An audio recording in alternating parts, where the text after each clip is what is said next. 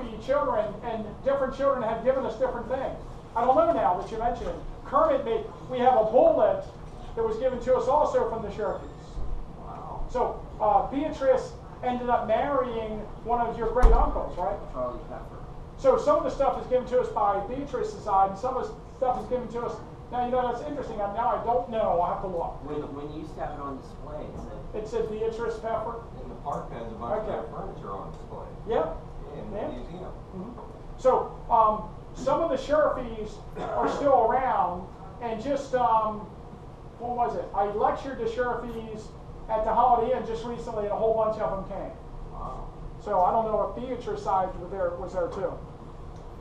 Anyway, I'm a little bit overjoyed to play with the shell, you can see there. Now, I just wanted to mention here, on the Baltimore Pike, I did research down here, and I didn't know how good my research was going to be, but you see Catherine Hagen there on this map in the center besides Powers Hill? It turns out Catherine Hagen is Joseph Sheriffy's mother-in-law. Oh. And she owned a house on the Baltimore Pike, and I never put two and two together. And during the battle, another story from the Sheriffys is that Grandma is running from the house on the morning of July 2nd because of the Verdun sharpshooter action, and a bullet goes through her skirt and hits a fence rail, and she stops and picks up the bullet and puts it in her apron, and we have the bullet at the Historical Society also, given by, you know, one of the, I don't know which one, the grandson, the granddaughter. That's awesome. Wow. And I play with that a lot too.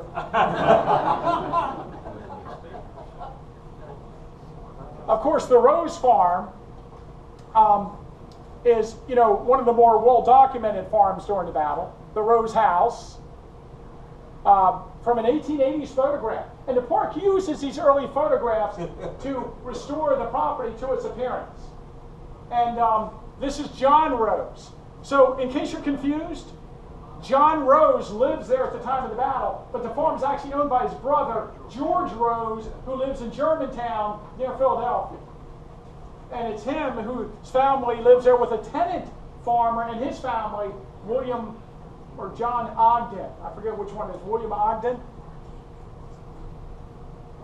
And we have photographs of the farm. Here's an 1880s photograph of the Spring House, which apparently was littered with Confederate bodies.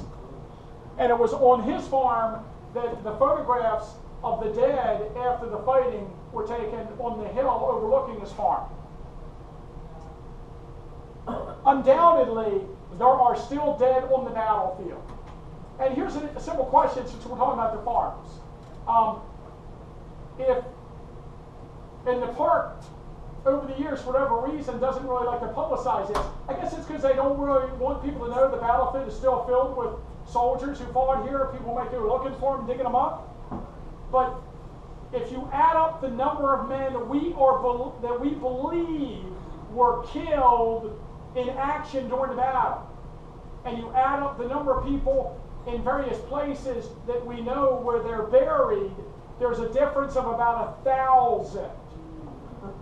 Now, some of those guys are probably reported as dead, but are really not dead and appeared somewhere or other later. Some of those guys may have died in hospitals somewhere else, but there are hundreds, if not 1,000 people that we still believe are buried somewhere on the battlefield. And you know, all the Northerners were removed 4 months later, but it wasn't until 8 years later that the Southern bodies were moved. So there are undoubtedly some still out there. If you were the farmer, would you plow your field? If you're a farmer, you plow your field. Sure. It's a simple question, isn't it? And what do you think happened when they were plowing their field? Donk. Yes. What is it? Stay here a second. What are we looking at? I'm sorry. Oh, I don't know. I don't know why I was thinking about changing the equipment. We are on top of the big round top tower. And we're looking west. And on the bottom left of this view is the First Vermont Memorial.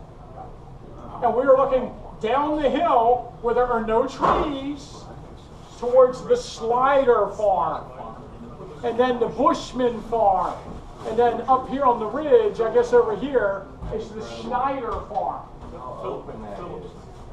And we have the original negative for this view. So we could really do we haven't really blown it up. And again, this is one of the views we used to point out to the park all the time before they cleared like hundreds of acres of woods from the south end, and how open it really was. Here is the Snyder family at the Schleider farm from like 1902. And remember, in the movie Gettysburg, the Schleider farm is General Lee's headquarters. Remember that? And there's a few scenes filmed around this farm. So it's a historic farmhouse that appears in the movie Gettysburg. And where Fremantle's drinking his tea, that's at this farm. Okay. Were you there at that day? Because you had to be a Confederate. Did you do both sides? No. Oh, he's just a Union guy. Okay. Good. So just a few more slides. Here's the George Weichert farm. And here's the Matthew Brady view from Little Round Top. But if you blow it up, there's the George Weichert house. There were 5 Weichert families that lived near the battlefield. George Weichert, his sons, John T. Weichert and George W. Weichert.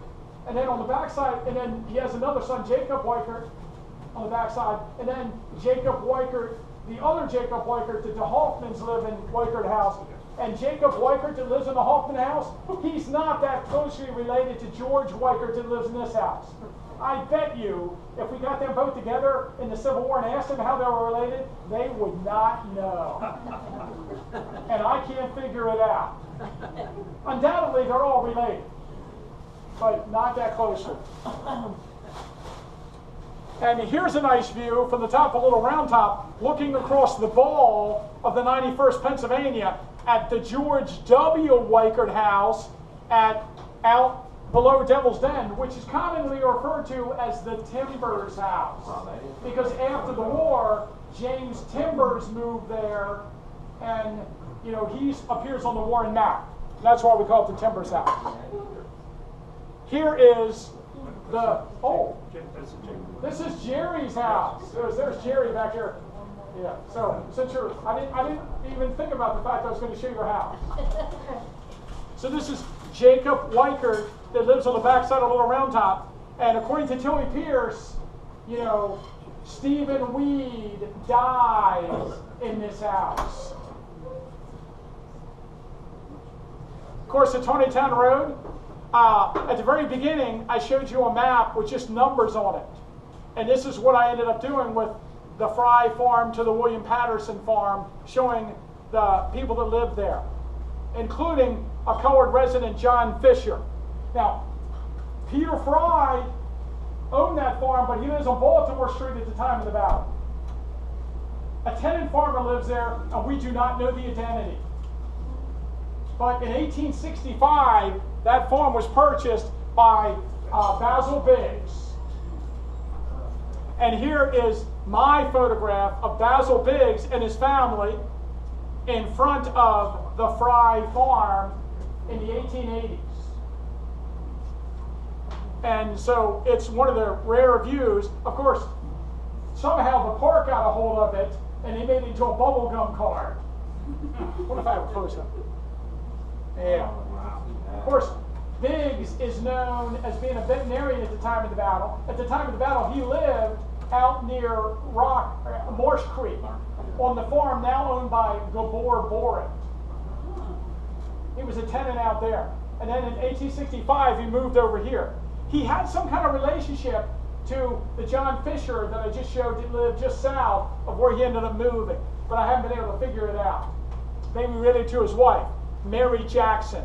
They're from Carroll County, and they moved to Gettysburg in the 1850s.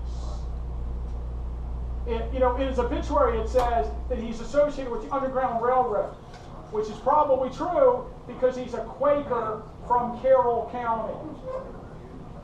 But, a lot of these families, we don't know that much about them. And here's an 1890s photograph of the Tonytown Road and his barn. This is taken from the entrance to the modern visitor center on the Tonytown Road. And what did I want to show there? Henry Spangler. Henry Spangler lives on the Baltimore Pike, and his father's Abraham Spangler that lived out on the Chambersburg Pike, and there who Spangler Spring is named after. And here's his wife on the right, Hester Plank. And again, her father owned the farm where Pickett's division formed during the battle. And the picture on the left, I got from his family. That's actually, I don't have the whole photograph here, but that's Henry Spangler with his daughters at Devil's Den. And of course, the Henry Spangler house sits along the Baltimore Pike, near the Baltimore Pike entrance to the Gettysburg National Military Park, and it is the original Civil War house. And it is a rather fascinating stone and log house, one of the earlier houses on our battlefield. And then, of course, I can't talk about the farmers without, talking about my article that I bought it, again, Kenny's, from the Weekly World News, which was like my favorite magazine to read. And of course, Civil War babies found alive at Gettysburg. So according to the article, and I think it's 1992, according to the article, and they have a historical expert there, a doctor that verifies it, these people were riding across the Wheatfield Road in the 1990s. Can't read the date there, can you? And there was these children beside the road dressed as Civil War children, like reenactors, and they stopped and picked them up. And they quickly realized that these were not reenactor children,